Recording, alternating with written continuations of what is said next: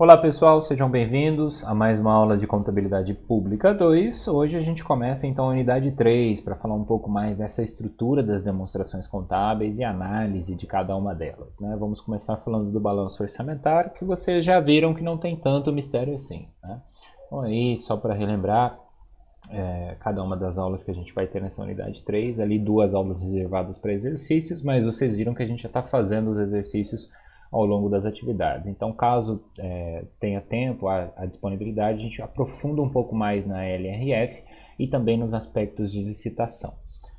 Bom, então, só para relembrar as demonstrações de uma visão geral, né, os relatórios contábeis de propósito geral, todas as demonstrações contábeis, mais os relatórios fiscais. Balanço orçamentário que nós já vimos e estamos estudando há um tempinho, né, inclusive desde a unidade 2, só para reforçar. E aí, falando então da parte de análise, a gente tem os índices orçamentários, que seriam o quê? Indicadores que permitem essa verificação dos resultados da chamada execução orçamentária, né? E eles vão evidenciar essa eficiência no alcance de metas. Então, a partir justamente dessa relação entre receitas e despesas, sejam elas previstas e realizadas. Então, o primeiro índice que a gente tem é o quociente de equilíbrio orçamentário, que seria basicamente o quanto de despesa foi fixada em relação à receita prevista. A fórmula é bem simples, então a gente vai dividir a despesa fixada pela receita prevista. E aí a interpretação desses quocientes lembra muito os quocientes que nós temos da análise do balanço das demonstrações contábeis, né, tradicionais aí do setor privado. E quociente nada mais é do que um indicador. Então esses indicadores eles vão geralmente ficar mais do que 1 ou maior do que 1, igual a 1 ou menor do que 1. Tá? Por isso essas nomenclaturas aqui. Então caso dê igual a 1, neste quociente de equilíbrio orçamentário, quando a gente divide a despesa fixada pela receita prevista, nós vamos ter uma situação de equilíbrio orçamentário em que a fixação da despesa é feita no mesmo montante da previsão de receitas, né? Ou seja, estarão iguais, que seria o cenário ideal. Eu não posso fixar despesas a mais do que eu tenho de previsão de receita.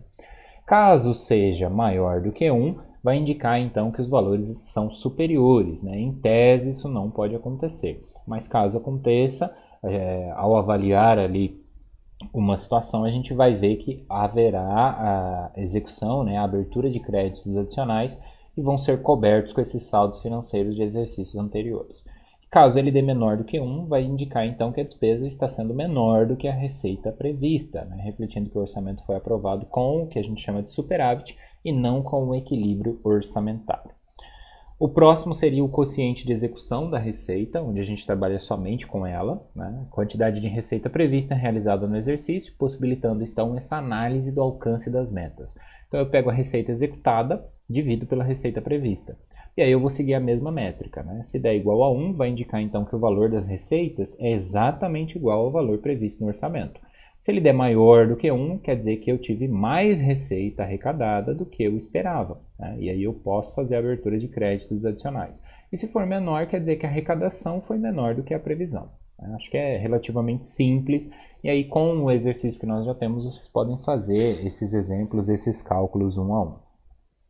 O quociente da execução da despesa segue a mesma ideia, né? E aí eu vou trabalhar com despesa executada dividindo por despesa fixada. Caso dê igual, eu vou saber então que todo o montante autorizado para as despesas, né, foi executado.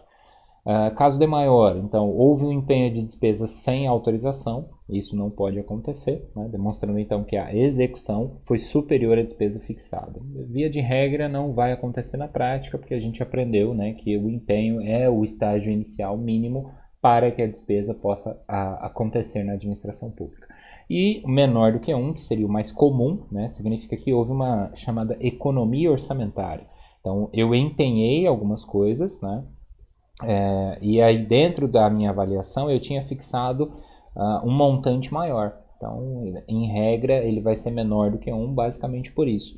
Porque aí, por exemplo, se eu tive uma fixação de despesa de 100 mil reais ao longo daquela LOA, né, ao longo daquele ano, mas a minha despesa executada, lembre-se sempre, né, e associem executado no caso da despesa com despesa empenhada, tá bom?